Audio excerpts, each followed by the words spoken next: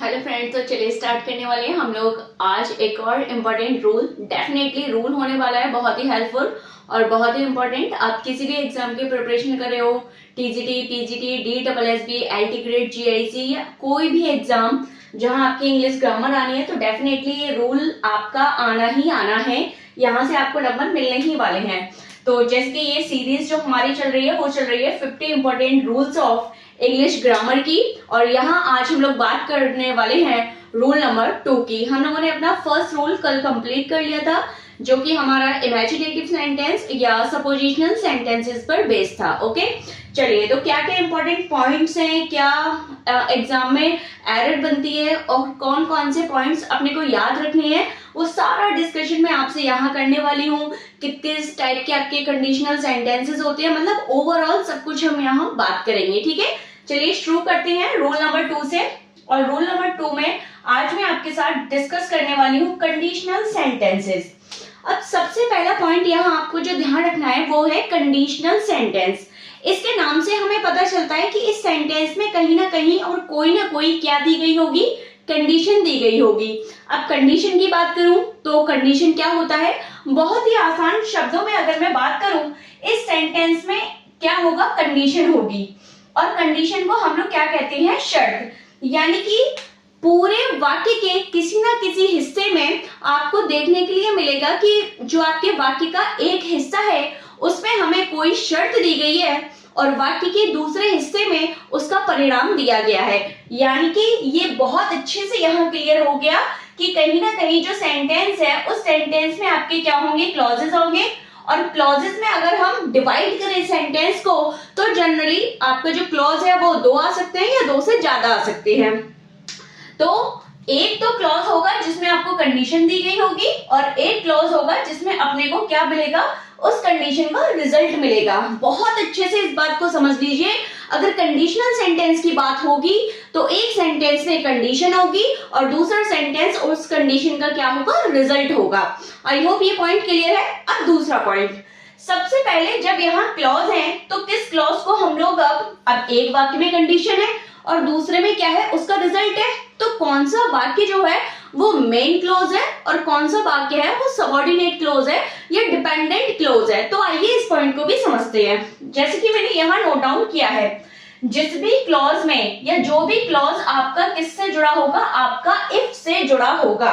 तो आपको केवल ये नहीं सोचना है कि कंडीशनल सेंटेंस में इफ आता है, बहुत सारे ऐसे वर्ड हैं जो कंडीशनल सेंटेंस को डिफाइन करते हैं। अभी उनके भी आगे चर्चा करूंगी मैं आपसे, लेकिन एक जनरल जो थिंग है वो आप यहाँ समझ लेंगे कि जो भी आपका क्या होगा, जो भी आपका शर्त वाला, कंडीशन वाला वाक्य होगा वो किससे जुड़ा होगा, वो किसी ना किसी कंडीशनल वर्ड से जुड़ा होगा, जो वर्ड आपको उस सेंटेंस में साफ तौर पर मालूम होगा।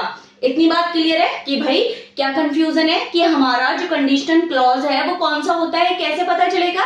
तो वो ऐसे पता चलेगा कि उस वाक्य में आपको वो कंडीशनल वाला वर्ड दिया गया होगा और पूरा सेंटेंस उससे जुड़ा हुआ होगा, और उसी सेंटेंस को हम कहते हैं क्या, कंडीशनल क्लॉज वाला सेंटेंस। और दूसरी बात, इसी क्लॉज को हम क्या भी कह सकते हैं, डिपेंडेंट क्लॉज। अब दूसरा पॉइंट ये होता है, भैया अब ये डिपेंडेंट क्लॉज क्या है, तो बहुत ही आसान भाषा में समझेंगे। डिपेंडेंट क्लॉज, डिपेंडेंट का मीनिंग क्या है, आश्रित होना, निर्भर होना। यानी कि वो क्लॉज जिसका खुद का कंप्लीट मीनिंग नहीं होता उसे हम कहते हैं क्या, डिपेंडेंट क्लॉज। यानी कि कंडीशनल सेंटेंस में जो हमारा शर्त वाला कंडीशनल वाक्य होता है वो हमेशा क्या होता है, डिपेंडेंट क्लॉज होता है, क्योंकि उसका मीनिंग कंप्लीट नहीं होता।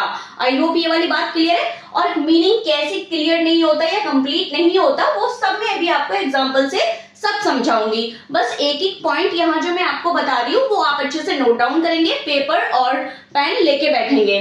चलिए, तो ये समझ आ गया कि कंडीशनल सेंटेंस में जो इफ वाला क्लॉज होगा या कोई भी कंडीशनल वर्ड जिस क्लॉज में ऐड रहता है उसे हम डिपेंडेंट क्लॉज या कंडीशनल क्लॉज कहते हैं, डिपेंडेंट क्लॉज वो होता है जिसका अपना पूरा मीनिंग नहीं होता, मीनिंग तो होगा बट कंप्लीट मीनिंग नहीं होगा, वो अपना मीनिंग पूरा करने के लिए किसी दूसरे मेन क्लॉज पर क्या होगा, डिपेंड होगा, इसीलिए हम इसे कंडीशनल क्लॉज, डिपेंडेंट क्लॉज या फिर सबऑर्डिनेट क्लॉज भी कहते हैं। इतनी बात क्लियर है। चलिए दूसरा समझते हैं कि जब कंडीशनल सेंटेंस है तो एक बात तो हो गई कंडीशनल वाले आपके वाक्य की, और दूसरा जो हमारा वाक्य होगा वो उस कंडीशन का क्या होता है, रिजल्ट होता है, परिणाम होता है, और ये हमारा होता है मेन क्लॉज यानी कि इंडिपेंडेंट क्लॉज। इसका अपना मीनिंग कंप्लीट होगा, इसी वाक्य में आपको क्या दिया जाएगा, उस शर्त का क्या दिखेगा, रिजल्ट दिखेगा, परिणाम दिखेगा, और इसका मीनिंग पूरा होने की वजह से इसे हम क्या कहते हैं, इसे हम मेन क्लॉज या इंडिपेंडेंट क्लॉज कहते हैं, स्वतंत्र उपवाक्यांश कहा जाता है इसे। ठीक है, चलिए अब थोड़ा आगे बढ़े। इतनी बात क्लियर है कि कंडीशनल सेंटेंस में कम से कम 2 क्लॉजेस होंगे, और एक होगा डिपेंडेंट क्लॉज और एक होगा इंडिपेंडेंट क्लॉज, यानी कि जो डिपेंडेंट क्लॉज है, जो आश्रित वाक्य है, वही आपका कंडीशनल क्लॉज है, और उस क्लॉज में कोई ना कोई कंडीशनल वाला वर्ड आपको दिया जाएगा, जो कि मैंने आपको बताया, जैसे कि इफ के अलावा भी कई सारे वर्ड हैं जो आपको कंडीशनल सेंटेंस बनाने में हेल्प करते हैं। ठीक है, चलिए आगे बढ़ेंगे। अब यहाँ पे एक पॉइंट और नोट डाउन करेंगे। जब आप कंडीशनल सेंटेंसेस को बहुत अच्छे से पढ़ोगे तो आपको वहां पे दिखाई देगा कि कंडीशनल सेंटेंस में कुछ बातें ऐसी कही गई हैं जिनको पढ़ के आपको ऐसा लगेगा कि वहां पे जो काम इसमें करने के लिए कहा जा रहा है, या तो वो क्या हो सकता है, श्योर टू हैपन, यानी कि वो पॉसिबल है उस काम का होना ही होना, जिसे हम कहते हैं कुछ ऐसा करने के लिए क्या कहा जाएगा जिसकी सर्टेनिटी होगी, यानी कि वो काम डेफिनेटली हो सकता है। या फिर कुछ वाक्य आपको ऐसे मिलेंगे जिनको पढ़ के आपको लगेगा कि वो काम हो भी सकता है और नहीं भी हो सकता, तो जिसको हम कहते हैं कि उस सेंटेंस में हमें क्या लग रहा है, हाँ उस सेंटेंस में हमें उस काम के होने की क्या लग रही है, अनसर्टेनिटी लग रही है, मतलब वो पॉसिबल हो भी सकता है और नहीं भी हो सकता।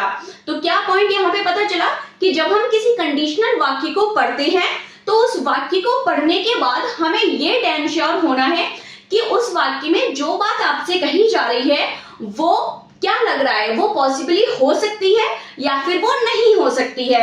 अगर लग रहा है कि जो काम उसमें करने के लिए कहा जा रहा है वो डेफिनेटली हो सकता है, तो उस सेंटेंस में क्या दी गई है, सर्टेनिटी दी गई है, और अगर लग रहा है कि वो नहीं हो सकती तो वहां पे क्या दी गई है, अनसर्टेनिटी दी गई है। क्योंकि आपके जो कंडीशनल वाले वर्ड हैं वो हम सेंटेंस पर डिपेंड करता है कि हमें वहां पे वो सर्टेनिटी वाला कंडीशनल वर्ड लगाना है या फिर अनसर्टेनिटी वाला कंडीशनल वर्ड लगाना है। ठीक है, चलिए आइए समझते हैं। और कभी कभी कुछ वर्ड होते हैं जो दोनों को क्या करते हैं, डिफाइन करते हैं। अब थोड़ा सा आगे बढ़ेंगे, यहाँ पे आप नेक्स्ट पॉइंट देखेंगे, main words use for conditional sentences. सबसे पहले मैंने यहाँ पे कुछ मेन वर्ड्स लिखे हुए हैं, यानी कि जैसे ही हम इन शब्दों को देखते हैं तो तुरंत हमारे माइंड में क्लिक होना चाहिए कि यहाँ पे जो बनने वाला सेंटेंस है वो कैसा होगा, वो कंडीशनल होगा। तो वो वर्ड कौन कौन से जिनको देखते ही तुरंत हाँ हमें पता लग गया कि भाई ये क्या है, ये कंडीशनल सेंटेंस है। तो जिसमें बहुत बहुत बहुत इंपॉर्टेंट एक जो वर्ड है वो है आपका इफ, आपका अनलेस और आपका शुड।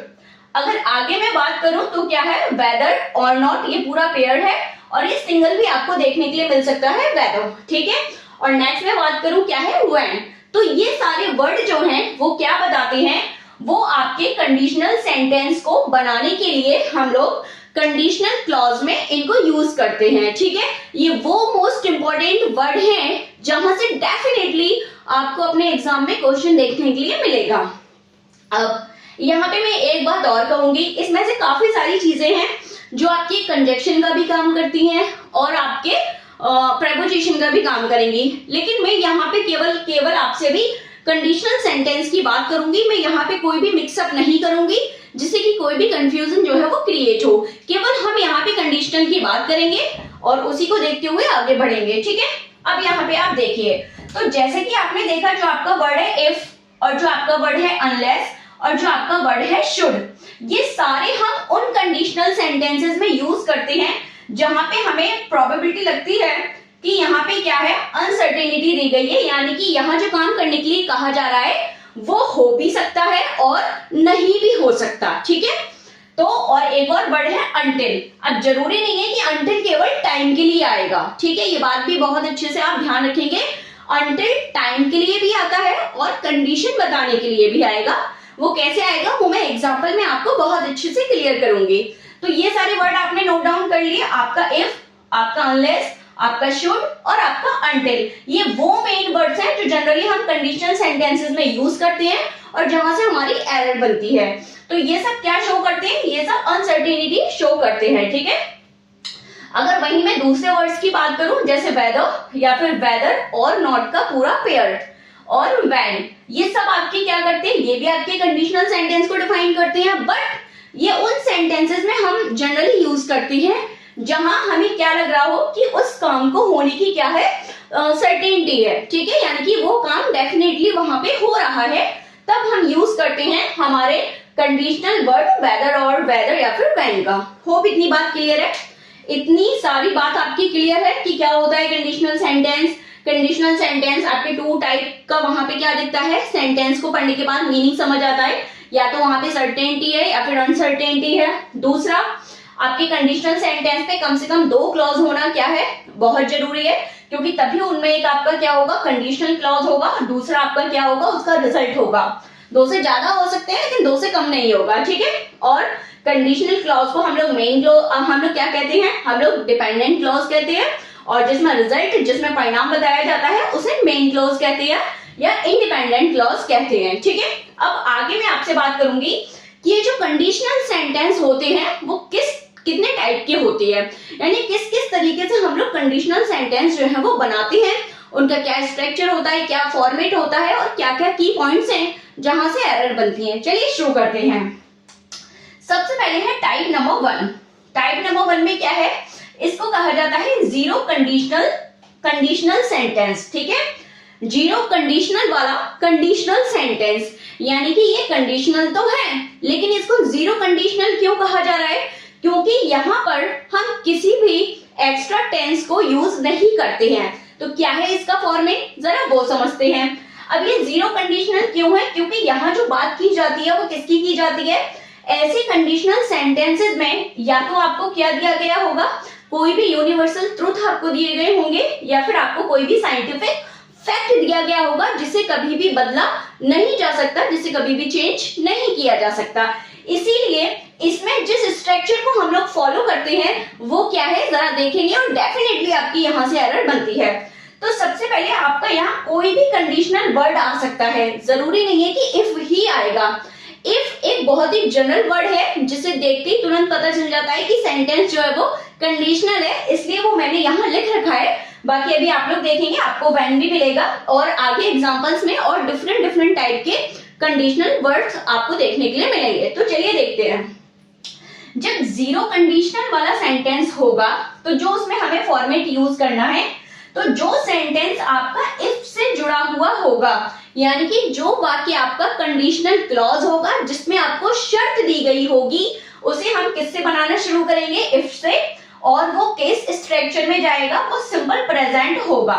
इतनी बात क्लियर है और बहुत ही इजी है इसका दूसरा क्लॉज बनाना भी, क्योंकि दूसरे क्लॉज में भी हमें क्या करना है, सिंपल प्रेजेंट का ही यूज करना है, ठीक है। यहाँ पे भी हमें क्या यूज करना है, सिंपल प्रेजेंट यूज करना है। तो आइए चलिए देखते हैं थोड़े से एग्जांपल्स, कहाँ एरर बनेगी और क्या क्या पॉइंट्स अपने को याद रखने हैं। तो चलिए जैसे देखेंगे, तो आप लोग क्या मुझे बता सकते हैं कमेंट्स करके कि यहाँ जो एग्जांपल्स लिखे हुए हैं इनमें कौन सा जो है वो कंडीशनल क्लॉज है और कौन सा जो है मेन क्लॉज है, ये आप लोग मुझे कमेंट्स करके जरूर बताएंगे, ठीक है, अगर इतनी बात समझ में आई है तो।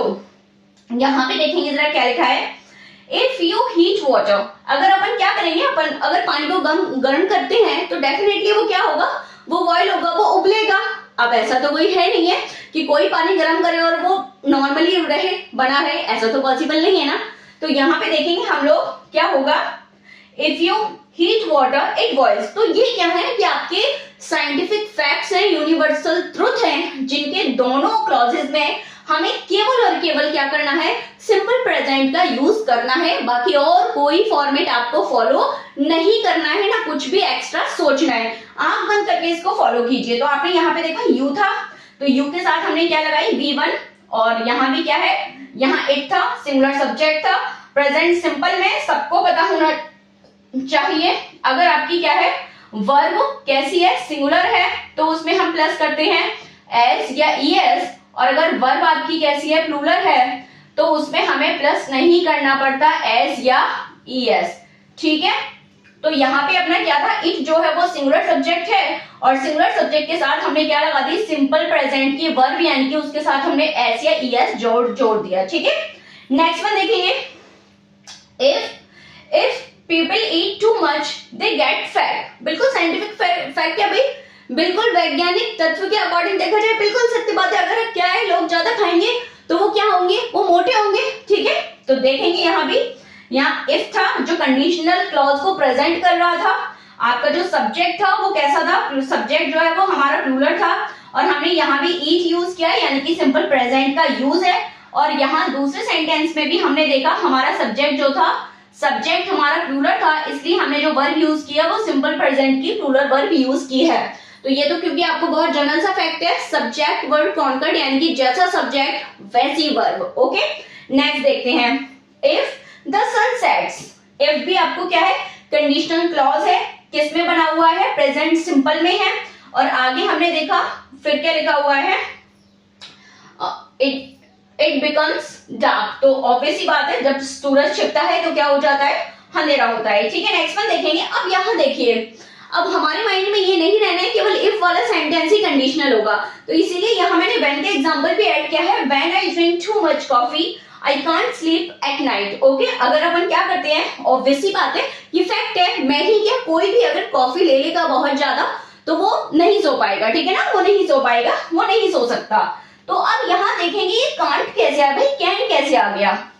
अभी तो मैम बोल रही थी कि भाई अभी तक क्या करना है, सिंपल प्रेजेंट यूज करना है, तो भाई ये कैन भी तो प्रेजेंट ही फॉर्म है, कैन कोई पास्ट फॉर्म तो है नहीं, कैन की पास्ट फॉर्म क्या होती है, कुड। तो एक और पॉइंट जो आपको यहाँ मिलता है कि यहाँ सिंपल प्रेजेंट में कोई भी अगर मॉडल भी आ सकती है, जो अपने किस फॉर्म में होनी चाहिए, जो अपने प्रेजेंट फॉर्म में होनी चाहिए। हो गया एक और पॉइंट यहाँ पे क्लियर। तो ये सेंटेंस आपका गलत नहीं है कि आप इसको रॉन्ग कर दें, आप यहाँ पे क्या ढूंढने की कोशिश करें, आप यहाँ पे सिंपल प्रेजेंट ढूंढने की कोशिश करें। आप देखेंगे अरे यहाँ तो वर्ब में ऐसी है, यस है ही नहीं, ये तो गलत हो गया।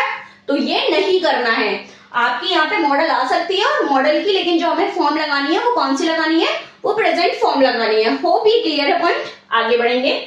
ऐसे देखिए, you can drive when you are 18। अरे अब ये क्या हो गया इस सेंटेंस में, अभी तक तो हम देख रहे थे कि जो कंडीशनल सेंटेंस है उसकी स्टार्टिंग कंडीशनल क्लॉज से होती है, बट ऐसा बिल्कुल भी नहीं है।